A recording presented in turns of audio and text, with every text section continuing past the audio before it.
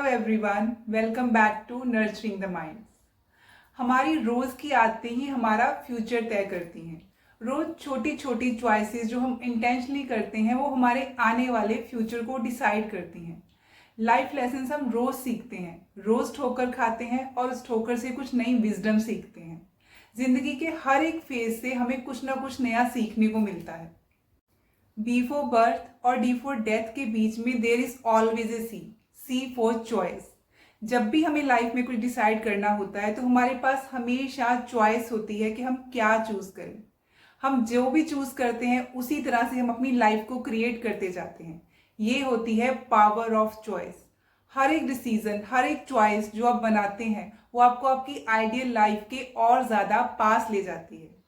पर हर बार हम कहते हैं काश मुझे ये पहले पता होता।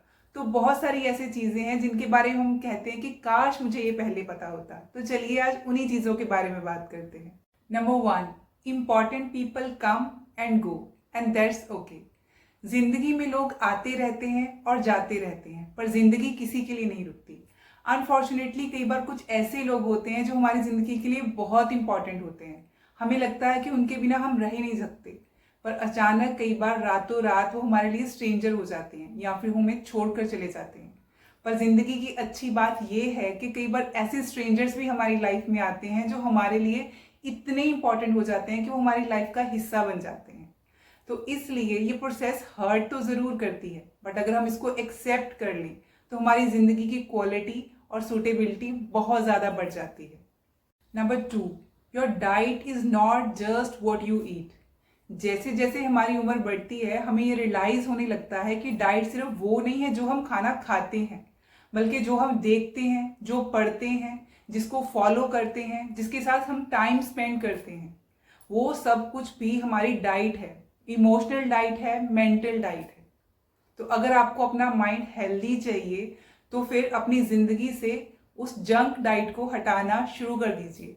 अपने इंस्टाग्राम को, अपनी फेसबुक को और अपने आसपास के लोगों में देखिए कौन से ऐसे लोग हैं जो आपकी मेंटल डाइट के लिए अच्छे नहीं हैं। उनको अनफॉलो करते जाइए ताकि आपकी मेंटल हेल्थ अच्छी रह सके।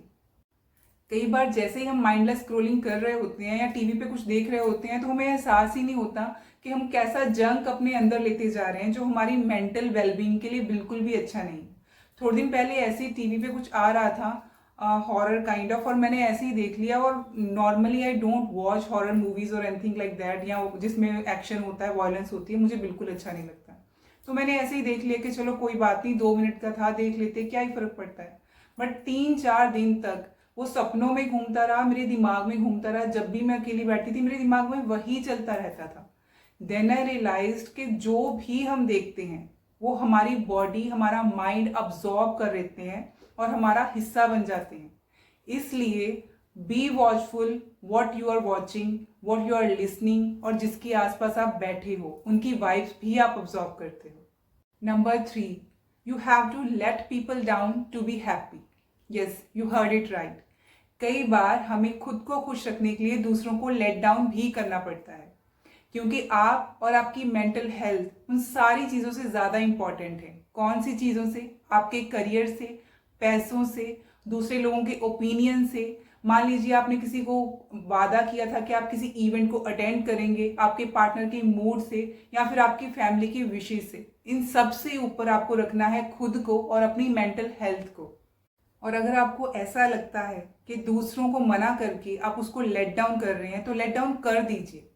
ये जो आपके अंदर अर्ज होती है ना कि बाकी सब आपको अच्छा समझें, बाकी सब आपसे प्यार करें, उन सबसे ऊपर आपका सेल्फ लव होना चाहिए। अगर आप खुद को खुद प्यार करना शुरू कर देंगे ना तो बाकी सब कुछ ठीक हो जाएगा। Number 4 is never let rejection lead to self rejection. मतलब लाइफ में अगर आपको कभी रिजेक्शन मिलता है या कोई और आपको रिजेक्ट कर देता है तो आप खुद अपने आप को रिजेक्ट मत करने लग जाइए। कई बार औरों से रिजेक्शन मिलने के बाद, लाइफ में रिजेक्शन फेस करने के बाद हम खुद को ही रिजेक्ट करने लग जाते हैं। हमें रिजेक्शन से बहुत डर लगने लग जाता है। हम उन सिचुएशन से भागते हैं जहाँ पे लगता है कि हम रिजेक्ट हो जाएंगे, बट हमारे सबकॉन्शियस माइंड में एक्चुअली हम अवॉइड कर रहे होते रिजेक्शन को। और रियलिटी क्या बन जाती है कि हम अपने आप को ही रिजेक्ट करने लग जाते हैं। हम एक्सेप्ट कर लेते हैं कि ये काम तो मेरे से होगा ही नहीं, मैं तो कर ही नहीं पाऊंगी, मैं तो इस काम के लिए बनी ही नहीं हूँ। हमारा सेल्फ कॉन्फिडेंस डाउन जाने लग जाता है। So don't self reject yourself, you are worth it. आप सब कुछ कर सकते हैं और दुनिया में जितनी भी नियामतें हैं वो आपके लिए हैं, आप उनके लिए बने हैं। You deserve everything in life. Number 5 is own your responsibilities and own your future. आपके साथ जो पास्ट में हुआ, जो आपकी लाइफ बीत चुकी है, आप उस चीज़ों के लिए रिस्पॉन्सिबल नहीं है। जो लोगों ने आपके साथ किया, जहाँ लोगों का रिएक्शन आया, जो सामने से आया, उस चीज़ के लिए आप रिस्पॉन्सिबल नहीं हैं। बट आप उन चीज़ों के लिए रिस्पॉन्सिबल जरूर हैं जो आप कर सकते हैं। You can break the cycle. अगर आपको किसी ने हर्ट किया है तो आप साइकिल ब्रेक कीजिए कि मैं आगे इस तरीके से किसी को हर्ट नहीं करूंगा, मैं किसी तरीके से किसी को इंसल्ट नहीं करूंगा। अगर आपके पेरेंट से आपको ट्रॉमा मिला है या आपकी पेरेंटिंग आपको लगता है कि अच्छी नहीं थी, तो आप अपने बच्चों के लिए अच्छे पेरेंट बन जाइए। अपने बच्चों को वो सब कुछ दीजिए जो आपको अपनी लाइफ में नहीं मिल पाया। सो आप वो बन जाइए जो साइकिल को ब्रेक करते हैं। You be the change. आप अपने फ्यूचर को तो कंट्रोल नहीं कर सकते, बट प्रेजेंट तो आपके हाथ में है ना। अपने प्रेजेंट को, अपने पास्ट को कंट्रोल मत करने दीजिए। अपने पास्ट को अपने प्रेजेंट पर हावी मत होने दीजिए। ऐसे मत बिहेव कीजिए कि सबको लगे कि इसका पास्ट आज भी इसके दिमाग में घूम रहा है। जो कल हो गया वो आपकी रिस्पॉन्सिबिलिटी नहीं है, पर जो आप जैसे आप आज बिहेव करते हैं वो आपकी ही रिस्पॉन्सिबिलिटी है। उसका ब्लेम आप किसी और पर नहीं डाल सकते। उसके लिए इसको, पास्ट को अपना डिफेंस मैकेनिज्म मत बनाइए, उस पर फुल स्टॉप लगाइए और आगे बढ़िए। 6th is never stop learning. बहुत सारे लोग ऐसे होते हैं जब उनको लगता है कि पढ़ाई पूरी हो गई, जॉब मिल गई, अब पढ़ाई खत्म, अब सीखने का काम खत्म, अब जॉब करनी है, पैसे कमाने हैं, ऐश करनी है। अगर आप सीखना बंद कर देंगे तो जिंदगी रुक सी जाती है, जिंदगी में एक्साइटमेंट खत्म हो जाती है। और वैसे भी जो आपसे यंगर जनरेशन आएगी आपकी जॉब में भी, आपके ऑफिस में भी, वो कुछ नया सीख कर आएगी। तो आपने सीखना क्यों बंद कर दिया? नई स्किल्स को सीखते रहिए, अपनी स्किल्स को इम्प्रूव करते रहिए। ऐसा फिक्स्ड माइंडसेट तो आपको ग्रो ही नहीं करने देगा कि और सीखने की जरूरत नहीं है।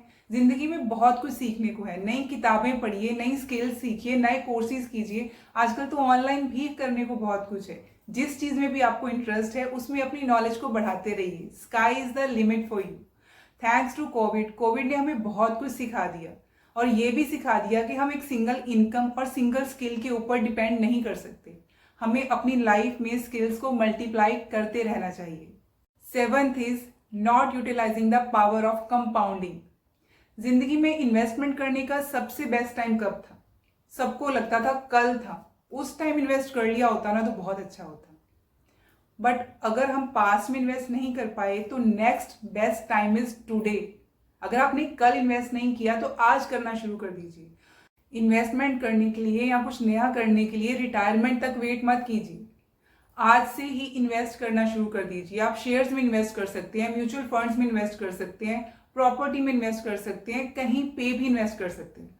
बहुत सारे लोगों को लगता है कि स्टॉक मार्केट तो बहुत रिस्की है या आपको उसके लिए टैक्स सेव भी होना चाहिए। ये सब क्रैप है, ऐसा कुछ भी नहीं है। जितना भी आप कमा रहे हैं उसमें से कुछ ना कुछ तो सेव कर रहे होंगे ना। उसको सेव कर करके अगर बैंक में ही रखते रहेंगे तो वो बैंक में पड़ा ही रहेगा। उसको किसी ऐसी जगह पे इन्वेस्ट करना शुरू कीजिए कि जब आप सो भी रहे हो ना तब भी आपका पैसा मल्टीप्लाई होता रहे, ताकि जब आप रिटायर हो जाएं तो अच्छे से अपनी लाइफ को एंजॉय कर सके। 8th is expecting the toxic people to change. याद रखिए कि जो लोग टॉक्सिक होते हैं वो कभी चेंज नहीं होते। आपको लगता है कि यार इसका मूड खराब होगा इसलिए इसने ऐसे बिहेव कर दिया, इसकी लाइफ में कुछ ऐसा चल रहा है ना इसलिए ऐसे बिहेव कर दिया। पर सच्चाई तो ये है कि जो सांप होते हैं ना वो सिर्फ अपनी स्किन चेंज करते हैं, डसना कभी नहीं छोड़ते, क्योंकि वही उनकी एक्चुअल नेचर होती है। तो अगर आपके आसपास भी कुछ टॉक्सिक लोग हैं तो उनसे दूरी बना लीजिए, उनसे दूर रहना शुरू कर दीजिए। ऐसे लोग सिर्फ आपकी लाइफ में नेगेटिविटी ही लेके आएंगे, आपको हमेशा पुल डाउन ही करेंगे। तो जिंदगी इंजॉय करने के लिए है, ना कि क्रिप करने के लिए। तो ऐसे लोगों से दूर रहिए।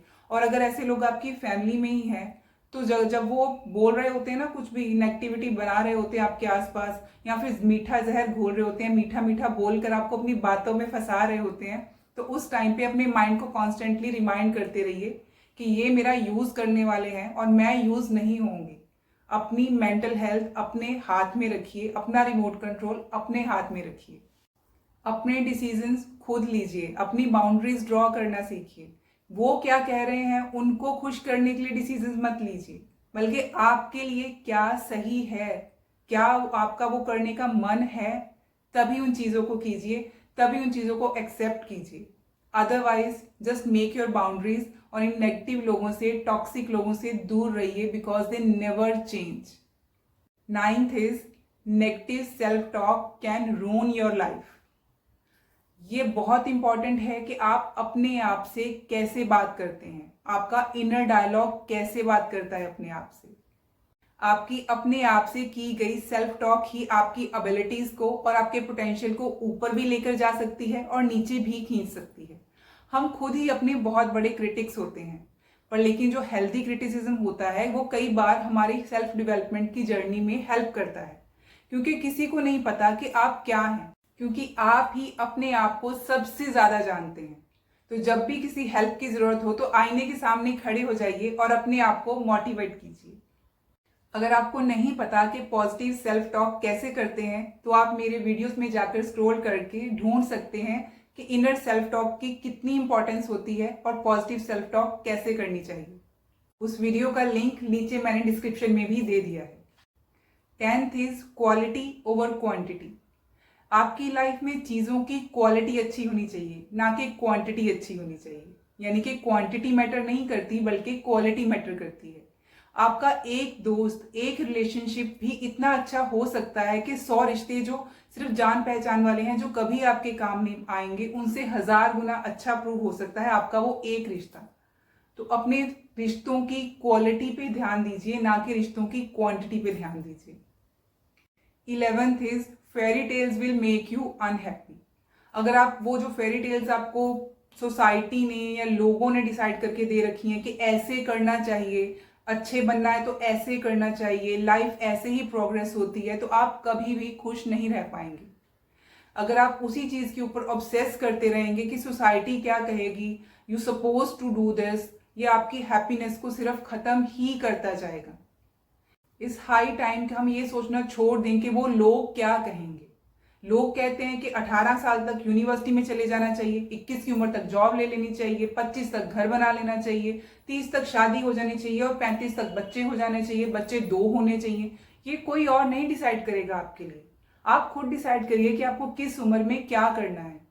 जरूरी नहीं है कि आप बाकियों के बनाए हुए स्टोन जो उन्होंने सेट किया हुआ है उस सेटिंग्स के ऊपर ही चलते जाए। हर एक इंसान अलग होता है, उसका हैप्पीनेस का रास्ता भी अलग होता है। तो आप अपनी हैप्पीनेस का रास्ता खुद बनाइए। उस रास्ते पर आपने कैसे चलना है वो सिर्फ और सिर्फ आप डिसाइड करेंगे, ना कि दुनिया वाले डिसाइड करेंगे। अगर आप लोगों के कहे अनुसार चलेंगे और लोगों को खुश रखने की कोशिश करेंगे तो आप तो डेफिनेटली खुश नहीं रहने वाले। जो लोगों ने बताया हुआ है ना कि फेरी टेल टाइप, वो सिर्फ मूवीज में ही होता है कि ऐसे हो गया, ऐसे हो गया, ऐसे कभी भी नहीं होता। Real life is very different from what ever it is shown in the TV और मूवीज। जो टीवी में, मूवीज में या शोज में आपको करेक्टर्स दिखाए जाते हैं, उनको लाइनें लिख कर दी जाती हैं। हर एक लाइन उनकी लिखी हुई होती है परफेक्टली, वो तो गलती कर ही नहीं सकते, हीरो तो कभी गलती कर ही नहीं सकता। बट दुनिया में कोई भी इंसान ऐसा नहीं है जो गलती नहीं करता। हम गलतियां कर कर कर ही सीखते हैं और उन गलतियों से सीखने पर हमेशा खुशी ही मिलती है। बना बनाया रास्ता तो किसी को भी नहीं मिलता। उसको सोच करके लाइफ वैसी होती है जैसी मूवीज में दिखाई जाती है या जैसे लोग कहते हैं। Don't be unhappy. लाइफ में गलतियां कर कर ही सीखते हैं। अपना रास्ता खुद बनाते जाइए और जो आपके पास है, जैसा आप कर रहे हैं, उसमें खुश रहिए। 12th and last is fun is yours. अगर आपको अपनी लाइफ को अच्छे से एंजॉय करना है ना, तो जो लोगों की डेफिनेशन होती है ना फन की, उसको फॉलो बिल्कुल मत कीजिएगा। जरूरी नहीं है कि fun drinking, partying and socialising करने में ही है। हो सकता है आपको अकेले रात बिताने में भी मजा आता हो, अकेले बुक पढ़ने में भी मजा आता हो, किसी के साथ डीप कॉन्वर्सेशन करके मजा आता हो, वॉक करके मजा आता हो, आर्ट क्रिएट करके मजा आता हो सकता है आपको म्यूजिक सुन के मजा आता हो या म्यूजिक बजा के मजा आता हो। तो आपकी फन की खुद की डेफिनेशन हो सकती है। Do what ever you love doing. जो करके आपको मजा आता है उसी में मजा ढूंढिए, ना कि जिसमें लोग चाहते हैं कि आप मजा करें। अगर आपको उन चीजों में मजा नहीं आता जो लोग कह रहे हैं, तो वो करने की कोई जरूरत नहीं है उनको प्लीज करने के लिए। Your fun belongs to you. Make sure you define it, ना कि लोग डिफाइन करेंगे उसको। जिंदगी में ना हर फेलियर से, हर मिस्टेक से हम कोई ना कोई लेसन सीख सकते हैं। हर गलती में एक हिडन लेसन होता है, हमें उन गलतियों से सीख लेनी चाहिए। मुझे उम्मीद है कि इस वीडियो से भी आपको कुछ ना कुछ सीखने को जरूर मिला होगा। That's all for today, see you again, bye bye.